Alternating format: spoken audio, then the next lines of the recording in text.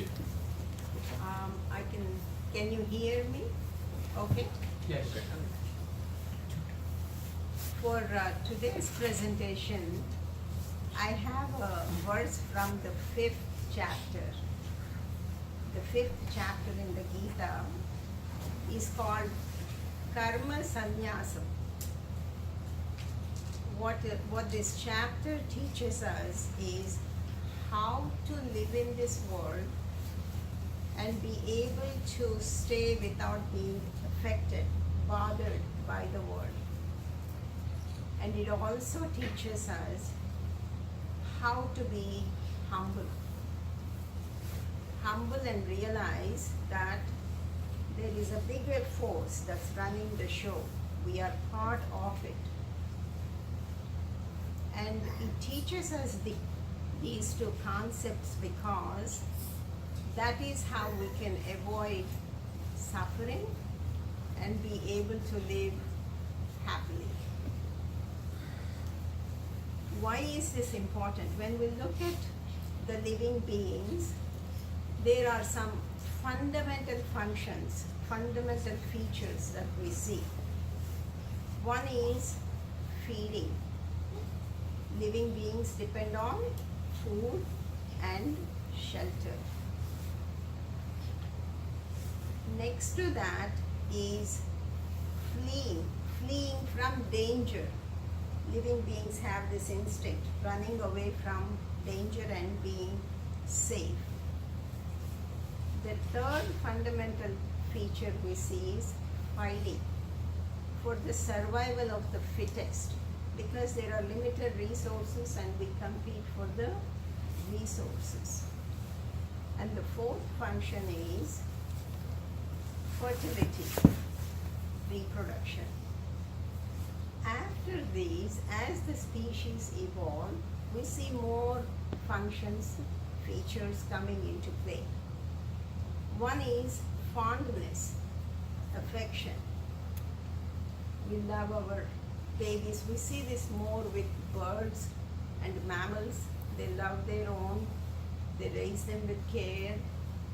And you see pairing for life in the birds, for example. Family structure like in the elephants. And as we go further, then comes fun and play into effect also. You see puppies playing, cats, little, cats playing. So it has no other function but having fun. As we go further into the human being territory, we the human beings seem to be the only one who are aware of our mortality. We know that we have a limited time.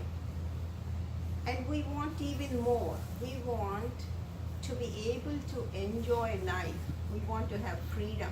We want to have it all. We want to have happiness. We want to have fulfillment, that our life matters. Okay? And we want to live without suffering. And Gita teaches us that you can. This is almost like a fundamental right that you have. In the 2nd chapter, Krishna asks, Ashantasya kutaha sukham. If you don't have peace, how can you enjoy life? You need to be at peace and enjoy life. So who is able to do this, and what happens to that person when that person is able to do this is how this verse that I picked is going to talk about.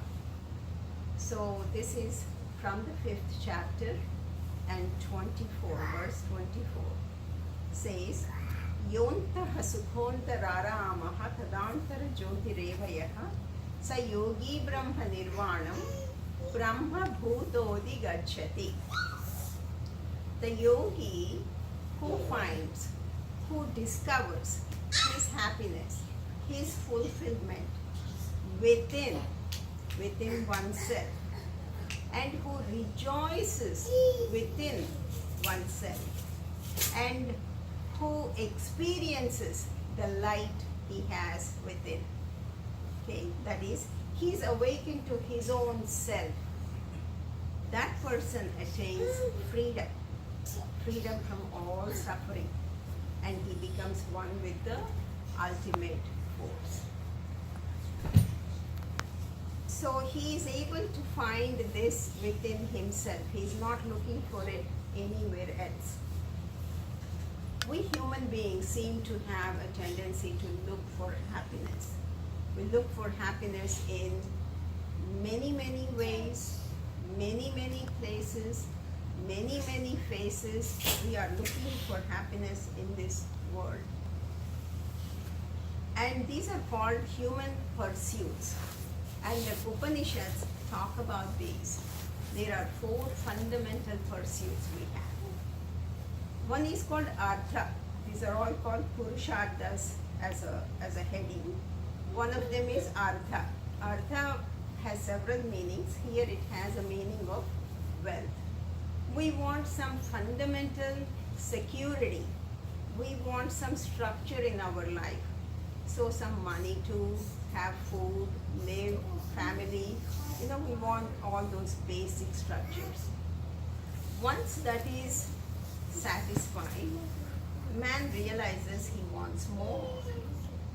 And what is that more? He goes for Kama. Kama is the pursuit of pleasure. These are more like me, I am, self-centered type of pursuits. And Kama is more Indriya based, body, mind and Indriya based. So he goes for things like we do, like going to a restaurant, going on a vacation, listening to music, various types of pursuits that give us happiness because they interact with our Indriyas. But then man realizes as he does this more and more and more, there is less and less and less pleasure. Initially he just wanted some security, but then he's not happy with it. He wants to accumulate, hoard money, and he accumulates. And then he realizes it is still not keeping him happy all the time.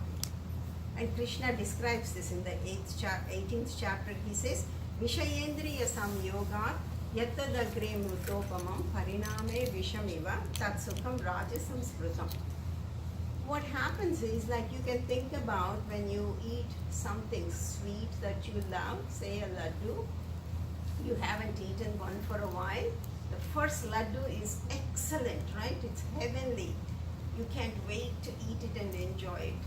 And I say, take another laddu. You say, okay, I'll enjoy another one. I say, take another laddu. You say, oh, I don't know.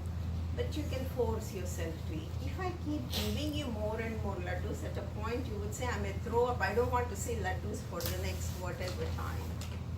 So the same thing which was like heavenly, like amrutam to begin with, can be turning you off. And that's what Krishna talks about. There's nothing wrong in having all these pleasures, but they have a law of diminishing returns. They cannot sustain the happiness. In fact, they can turn against you. So then man expands into an intellect area where he says, I have to find more ways to find happiness. And he goes into this third pursuit, dharma, where he's expanding his efforts to help others, include others. And he finds pleasure in that, helping others, neighbors, doing his job, going for a cause. It could be for an underdog, it could be helping nature, animals, you name it. And that gives a lot of pleasure. Again, as time goes by, it cannot keep him sustained in that happy state. And why is that? It's because as we depend on these things, they have again a law of diminished returns also. Happiness that is dependent upon the external world is finite, and you cannot get infinite happiness from that. And anything that has a reason to be happy has a season. It has a limited period of value. In the 5th chapter, Krishna says, Adyantavantaha Kaunteya. All these things that are giving you pleasure because of your excitement with your indriyas, special senses, or mind, body, all these have limited type of effect in your happiness. In the 3rd chapter, he says, Indriyani paranyahuhu indriyebhya param manaha manasastha para buddhihi yo buddhe paratastu saha. Indriyas are greater than body. Without that, we cannot enjoy what all we enjoy, the music, the food, seeing things. We enjoy all those. Beyond that, the mind is greater because it controls all these indriyas. Beyond that is buddhi, viveka is greater. But beyond everything else is that. Okay? He is the greatest. So what does man do? He pursues the 4th artha, moksha, liberation, freedom, everlasting bliss. And where is this bliss that he is looking for? There are multiple times Krishna talks about where this bliss is in the Gita. And I'll give you a couple of examples. In the 10th chapter, he says, Aham Atma Gudakesha Sarva Bhutashaya Stitaha. Where am I? Where is this bliss? I am situated in everyone. Okay? And he makes this several times. Sarvasya Chaham Hrudi Sandhi Vishto. In the 15th chapter, he says again, I am sitting in the hearts of everyone. Ishvaraha Sarva Bhutanam. In the 18th chapter, he says, the Lord is in every heart. Okay. And who is this? Who is this Lord, God, Paramatma, whatever you name it? What is this that is in each heart? In the 14th chapter, he says, Sukha Syaikantikasya. I am the absolute, ultimate, everlasting bliss. That's what you have in your hearts, like Gita says. And how else does he describe it? He says, Jyotisham apita jyotihi tamasaha paramuchyate jnanam neyam jnanagamyam hrudi sarvasya vishtitam. I've already given you this. This is the light of all lights. Beyond any darkness, I am situated in you. You have the knowledge, you have the goal, you have the way to get there. Everything is given to you. All you have to do is go for it. Find a way to connect with it. And when he's talking about the happiness, he's not talking about elation, being up, like you passed an exam, had a baby, bought a house, got a promotion, that elation. That's not what he's talking about. In fact, he says in the 14th chapter, Yona prushyati na dveshti na shochati na kankshati. One who doesn't go through gyrations, being up, being down, being sad, being, mad. That's what you need to avoid. You need to be in a steady state of happiness, steady state of bliss, steady state of peace. This is not something you want to try to be ultimately. Krishna says the time is now.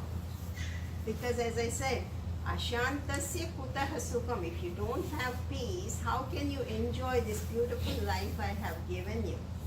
Right now is the time to enjoy it. Happiness not only helps us to avoid suffering, it's also good for physical reasons. It improves our health, it improves our productivity, and when we are happy, our surroundings are happy, it's contagious. Same thing the other way. The negative emotions are contagious, but just like that, happiness also spreads. It's said that we touch about 1,000 lives in our lives. So imagine if each one of us continues to be happy, how it can spread around. So he has talked about how a yogi does this. yogi who is practicing forever, and is very goal oriented, has attained this. But what about us in this day-to-day life, having a barrage of things coming towards us? You can think about some of the challenges you are facing right now.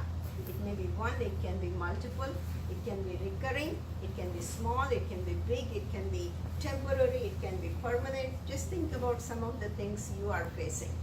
It could be a sick child, a difficult neighbor, a demanding boss, or a stubborn spouse, or you could have loss of spouse like I have done recently, an outstanding bill. So it can be social problems, it can be psychological problems, it can be financial problems, challenges that we name. The list goes on and on and on. And running away, like what's his name? Arjuna said, I want to go away from all this. He says, no, that's not an answer. You cannot run away from this life. You have to be in this life. If everybody runs away, the world is not going to continue. You have to be here. And he makes it very clear, you have to do what you're supposed to be doing. And Gita talks about this again and again and again. And in the 18th chapter, he says, Sve sve karmanya bharataha samsiddhim labhate naraha. You get your perfection by doing what you're supposed to be doing. So karmana tamabhyascha. You don't have to do anything else. What you do, doing it without expecting anything back, and doing it for the good of the country, good of the society, that's how you get your peace and happiness. So what he's talking about is again and again, you want to experience what I have already given you. There is a lot of research about happiness. Okay, there is a lot of research. In fact, one of the most popular classes that's given at Harvard is about happiness. I'll give you a couple of references about happiness. A person by name Dan Gilbert, he has done a lot of research about happiness, and he defines happiness as two types. One is natural happiness. Natural happiness is happiness that we get when we get what we wanted to get, right? Constantly, all these pursuits are, we want to get something or we don't want to get something. We want to get rid of something. Most of the time, this raga and dvesha, we are constantly after this. So whenever things go according to our wishes, the happiness that we get, Dan Gilbert says, it's a natural happiness. But what he says is we are capable of having synthetic happiness. That's how he defines his meaning. Even when things don't go according to our wishes, which is more often true than other times, we can still maintain this state of happiness with practice. That's what he talks about. Another guy, Sean Acker, I don't know if you ever watched Oprah, he was on Oprah also. And he also talks about happiness, which he says, one is genetic happiness. You see some people, they are so happy you can't stand them. They're happy for no reason, just because they're born that way. It's a genetic type of thing. But he says most of us are not that way, and we can cultivate. We have to have the motivation to cultivate it so that we can stay in that state of happiness, contentment all the time if we practice. It's called happiness hygiene. And this is done with realizing it's a choice, realizing that I decide to be happy and to practice it no matter what happens. I want to tell you an example about a young man who's gone now, who practiced this. I don't think he practiced because Sean Acker said it, but for whatever reason he developed this attitude. His name is Sam Burns. If you ever have a chance to watch him on YouTube, watch him. Sam Burns had what is known as progeria. I don't know if you know about this disease. It's a disease that affects only a few hundred people in the world. It's a genetic disorder, and from a very young age, they age fast. So most of them become like 90, 100 year old by the time they reach teenage and they die. Okay. And Sam Burns said he was a very happy person. Imagine knowing that you have a very little time and you would be gone so fast and becoming disabled every day. Because he said, I have a very happy life. I'm okay with what I cannot do. But I realize I can do many more things. There is so much I can do. I keep moving forward. I associate with people who lift my spirits up. That's one of the things we can also do, be with people who lift our spirits up and enjoy simple things, just looking at the sunset, looking at a flower, a baby smile. There's so much to enjoy in this life. And so he developed a frame of mind which, instead of feeling sorry for himself and being miserable, he chose to enjoy. He learned to enjoy life, stay happy, and inspire others. He has given multiple talks and all that. And that's what Krishna is talking about. Doesn't matter what you are given, you always have the capacity to stay at peace, to stay happy, and to have fulfillment in your life, no matter what we are presented with. And we need to be, as I said, aware that this is a choice. Life is full of, like President Radhakrishnan said, life is full of chances and choices. Some chances, we are born, we had no choice about it. We are born to the parents, we didn't choose them, we were born. So things like that we have no control over. Natural disasters, we have no control over those. But there is always a choice about what we do with what we are presented with. That's what President Radhakrishnan said. So we can decide to be happy, develop a protocol, and stick with it. Of course, I'm talking about Gita. Gita is ultimate resource for all of us to be able to help us tap into this unending fountain of bliss that we are endowed with. But there are also day-to-day contemporary books. A couple of books that I follow are written by Richard Carlson. One is You Can Be Happy No Matter What. I don't know if you heard about that book. And Don't Sweat the Small Stuff. Very, very practical, very, very helpful books. Richard Carlson. And then there are so many things that we can do. Watching TV that helps us, going to walk this path, YouTube, Oprah, Deepak Chopra, the Dalai Lama. So many people have books and shows and talks, and there are so many ways. One of the things that helped me in the beginning more so is to have some preventive measures. Preventive measures, for example, when I was not able to handle negative, so-called negative things in my mind that came my way. I couldn't deal with a certain type of person, for example. I would avoid it in the beginning until I got stronger. And then, I was able to not let that person, change my mood. So that's an example. Or it could be some other incident that would upset you, that you want to avoid those in the beginning. But as you practice, as you get stronger, you learn how not to react to those things. Am I making sense to you? So because in the beginning we may not be strong enough to face anything that comes our way. And then breaking some habits. One of the habits that we human beings have is waiting game. We are addicted to waiting. We are waiting to be happy. When something happens or doesn't happen, I'll be happy then. Or we would say, if only that happens, or this doesn't happen, I'm all right, except that he's the reason why I'm not happy, or she's the reason, or that happened, or this didn't happen. Or we would say, yes, but, I got a job, but it doesn't pay me as much as I want. there's always this yes and but.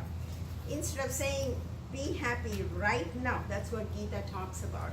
Right now is all you have. Past is gone. No, don't worry about it. Don't regret about it. Don't feel guilty about it. There's nothing you can do about it. And the future is just an idea in your head. You don't even know if you're going to wake up tomorrow or not. So be happy right now. Okay?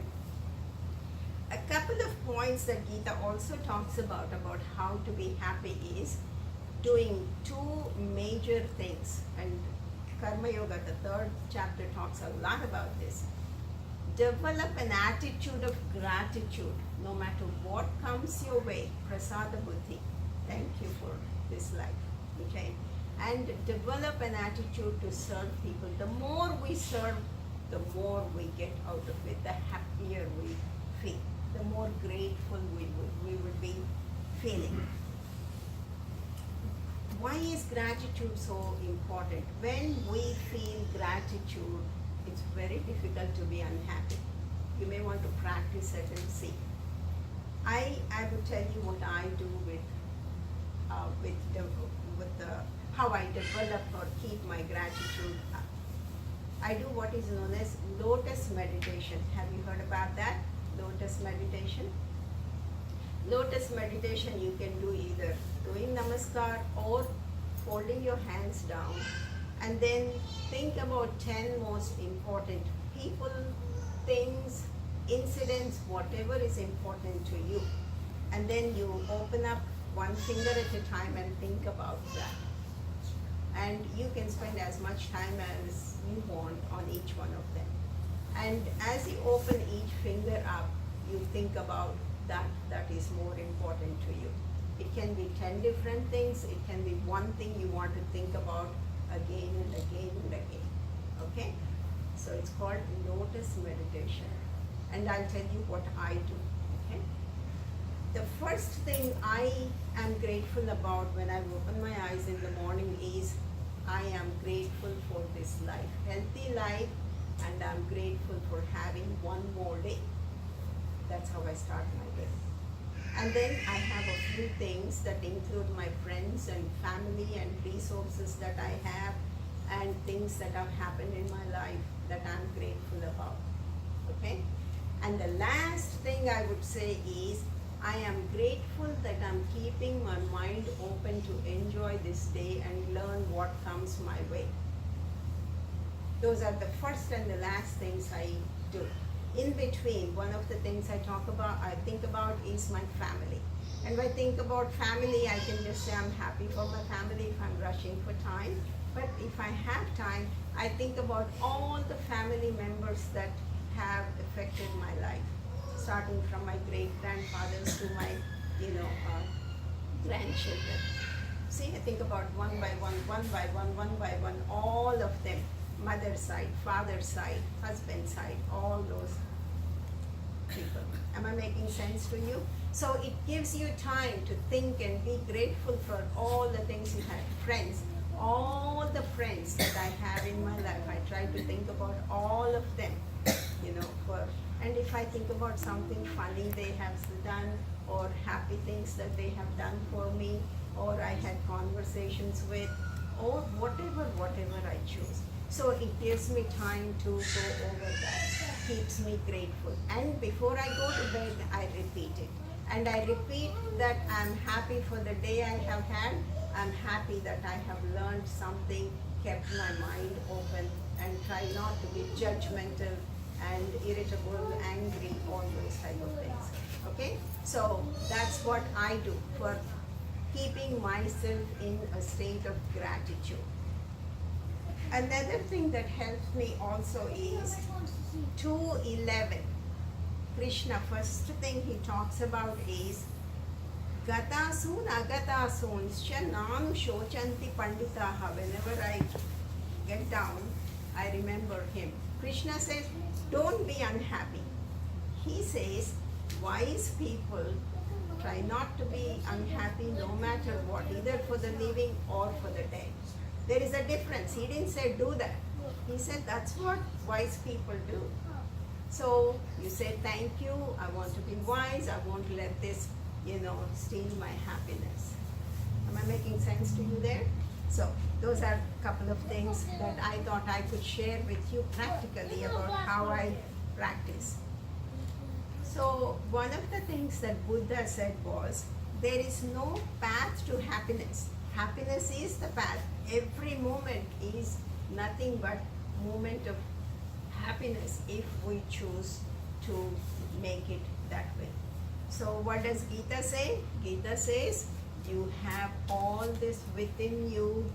You can decide any moment to be as happy as you want to be. But you have to practice. You have to practice. Abhyasat ramate yatra dukkhantam cha nigacchati. As you practice more and more, you will get rid of all the sorrow, all the worry, all the things that you don't want to be experiencing in your life. I want to close with a quotation from Gandhiji. He said, our greatness lies not so much in being able to remake the world. Our greatness lies in being able to remake ourselves. That is the greatness of human beings, and that's what Krishna talks about. Be your highest. Enjoy your life. That's my presentation.